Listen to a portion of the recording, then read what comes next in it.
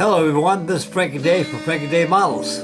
Okay, this evening I'm going to do live action on the Monogram 1976 kit reissue. Not issue, but release. I had for many years, 50 years I had this thing. And we're going to make a build log of this thing. I decided to go ahead and make a build series on this thing, starting out with episode number 1, which is tonight. Opened up the kit last night to look at it. I took the plastic wrapping off the kit box and went ahead and opened up the contents and looked at it. And the smell of this thing, how brand new it was, it just had a flashback, just smelling the newness of this thing. It was an old kit that's almost 50 years old. Okay, this kit is probably pretty customary to all Monogram B17 kits. Even the Velvets today, I'm not too certain if they have this here. This is a portfolio, Tips on Building Dioramas by Shepard Payne, by the late Mr. Shepard Payne. And his subject is called In the Pink, a B17G that came in from battle damage, it crashed. And he made a very good diorama out of this. And he tells you step by step how he created his diorama, and he gives you a lot of tips on here how to make this diorama. Here's the decal sheet that comes with it. Ain't no stranger, nothing to write home about. But gives you an optional, there's an option of aircraft liveries you can model this thing after. It could be El Lobo or it could be the Chowhound, Jerry Newquist's ship. So I'm going to do a Chowhound one. 303rd Bombardment Group, Bassingbourn, England. We're going to set the decal signs over here on the side here. Yeah, on the portfolio diorama sheet right here, it shows you how to do all these things. It tells you, explains. There's a lot of literature, good reading here that shows you. A lot of you people don't need this stuff anyway. You know how to do it. But anyway, it comes included with the kit. This was pretty new at the time. A lot of people like making the dioramas make it look real. I saw a lot of modelers back in the days make more crash dioramas than a model built already by itself. Okay, we're going to put the decals back in here so it stays out of harm's way, and we're going to set this over here on top of my fart sack. The instructions are typical Monogram instructions. This is the first pressing of this kit. And I'm not too sure if the Monogram Revell one now has the same, it probably is the same instruction book. I don't see how they could change on it. But here's the instruction sheet. When I first got this model, when I first got this thing, back in 1975 when it first came out, I was really in awe. Wow, this is a big, beautiful plane, you know. And it's very simple to put together again. When you first open up the page here, it tells you what to do. So tonight what we're going to do, we're going to build sub-assemblies. Now step number 2 is a Sperry ball turret. It shows you how to place a gun. I want to paint this gun up first before installing a turret. I'm going to install this ball turret last. I always say that for last when it comes to the painting. But we'll construct the bulkhead for the tail wheel and also the chin turret on number 4. On step 4. So what we're going to do, we're going to go ahead and do step 1. We're going to omit step number 2 because like I say, we'll do that last. And we'll go to step 1 to step 4. And then we're going to do step 5. We're going to do all the sub-assemblies. Now I'm going to paint these off camera. But I will assemble the same on live action. Just before I made this video, I decided to go ahead and make a build log out of this thing. I'm going to probably take out 5 or 6 videos. Take my time on it. And so it's like something I can do. I've always wanted to build out a B-17. One thing about B-17s, no matter what scale you're building them, it's just one airplane model. You just can't, you never get tired of putting together. Okay, you follow me around for a good hour. Without further ado, we'll start the sub-assembly process. Listen to the soft music of the saxophone in the background. Maybe turn this thing down a little bit. There, not so loud. Okay.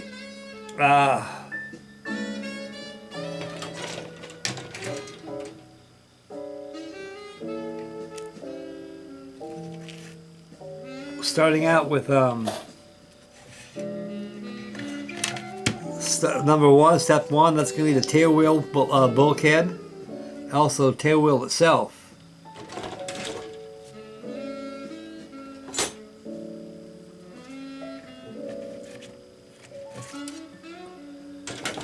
I paid $8.50 for this kit when it first came out.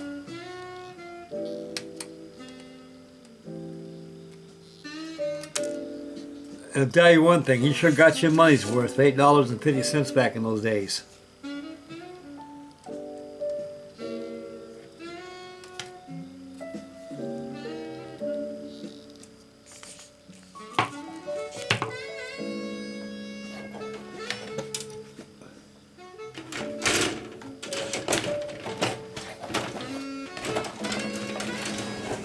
Okay, good. I slide this box out. There it is right there. It comes in about 1, 2, 3, about 4 frets, 4 sprues, plus the 5 sprues in total because you have the clear parts. So far, nothing has fell off the trees of these frets right here.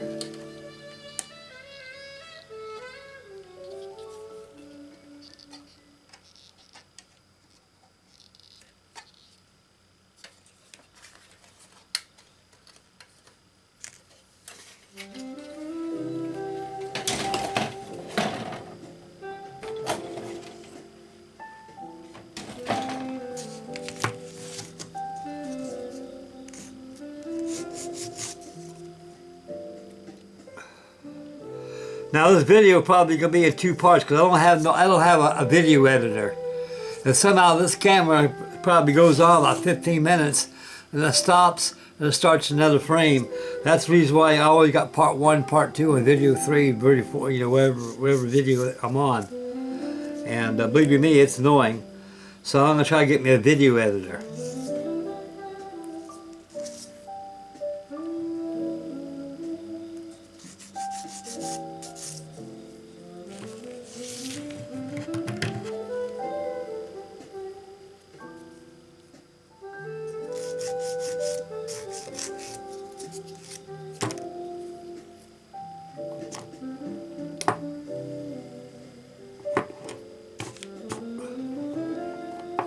Okay, we're going to glue this tail wheel half on this tail wheel right here.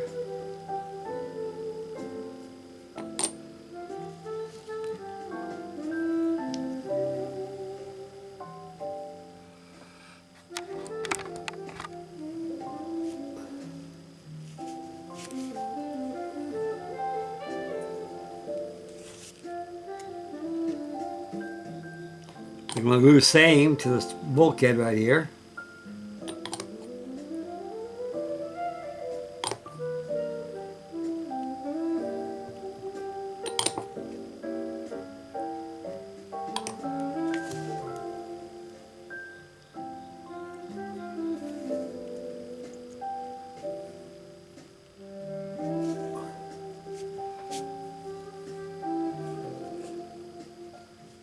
Okay.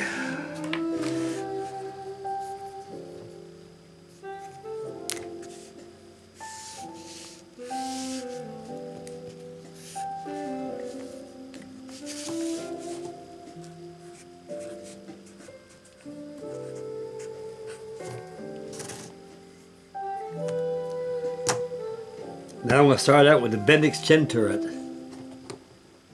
Now before we get started with the Bendix chin turret, first thing I did last night when I opened up the box, I took the fuselage shafts out and examined them. I dry fitted. They fit very, very well. Like I say, this is the first pressing of the kit. When I first got this thing, 1975 when it first came out,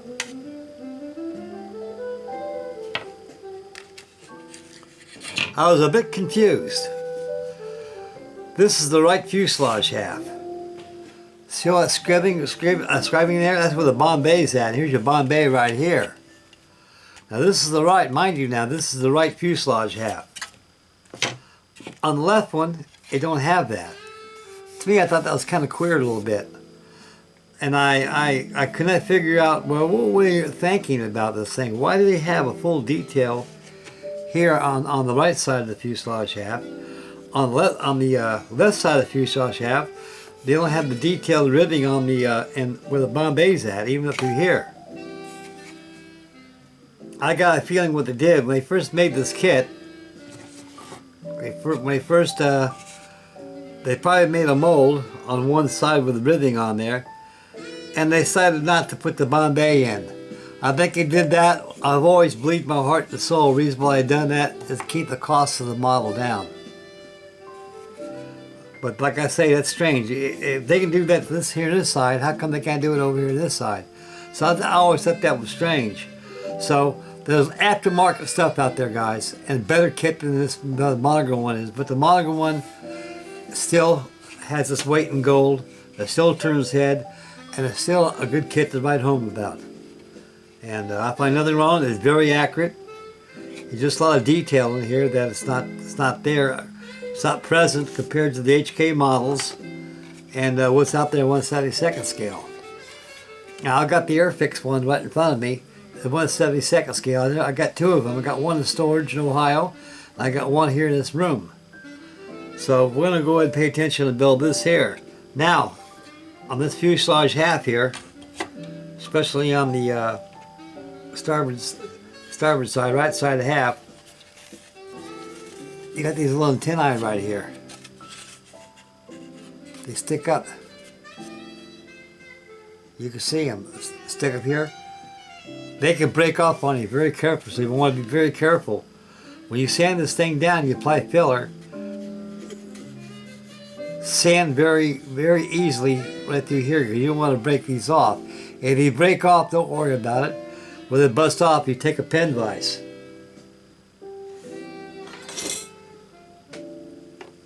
You can drill holes to there. You can always put a piece of wire there to simulate these in place. But I want to go ahead and keep these. I want to fool around doing that if I have to. If they break off, I end up doing it. But like I say, you got to keep in mind and watch out for this stuff, because this stuff right here, I mean, it's very fragile. Now I put the kit together last night. It went together very, very well. There was no problem. Like I say, this is the first pressing of this kit. No flash at all in this thing. None. Okay, we're going to resume to the step number 4 on the Bendix turret right here. Right here. Now I'm going to move these screws out of the way and locate the same. There it is right there in front of me.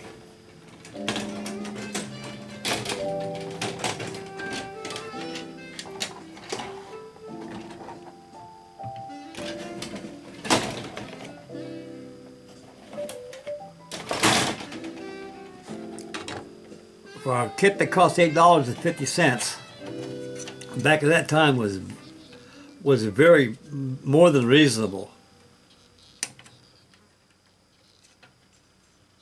When these B-17s first came out in 1975, I kid you not, kids, I was there, been there, done that. On these kits right here, you could not keep them on the shelf. You could not keep them on the shelf. From Dyson. Oh, bananas. The new Donkey Kong Bonanza game for the Nintendo and doesn't pull any punches. It makes them more powerful. Every time you went there to buy one, it wasn't there, it was gone. As they have ventured deep into the vast underground world. Yeah, we kept buying them all the time. Couldn't keep them on the shelves that long.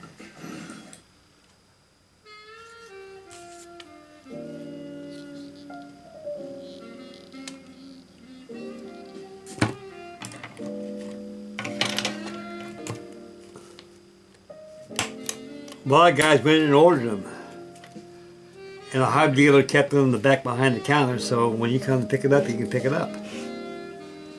Okay, I got the retainer. Where the hell's that at? That's in the screw somewhere.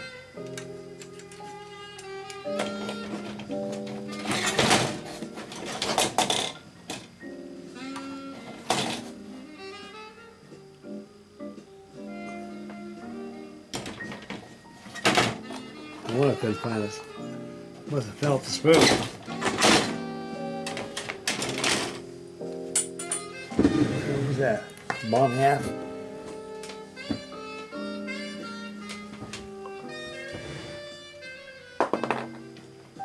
Now,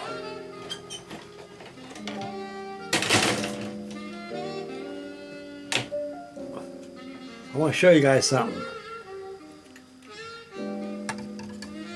There's your bomb rack right there. I think what they did, they pulled off from doing that. They started making a bomb bay for it and everything. And I guess whoever was running the show at Monogram, they probably say, no, don't do that. We'll keep the price down. And they're running behind schedule on this kit. There was a certain, I've heard rumors that they're going to release one back in 1973, but this will come out in 75 and they wanted to rush it. So they rushed it and left a lot of stuff out. That explains why one fuselage is very detailed all over. The other side don't have all that out-ribbing there like I showed you a while ago.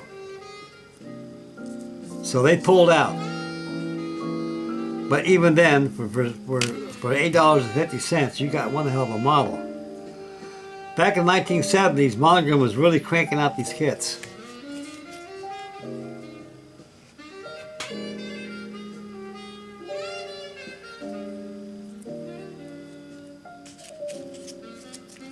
They were releasing 2 or 3 a year. In 1975, they released the B17. 1976, they released the B-24 Liberator.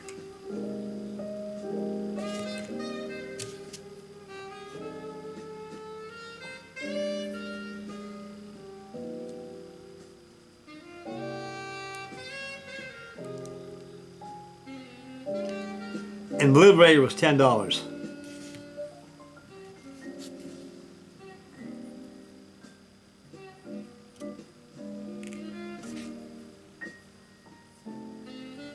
Then they started releasing the B-25, and the B-25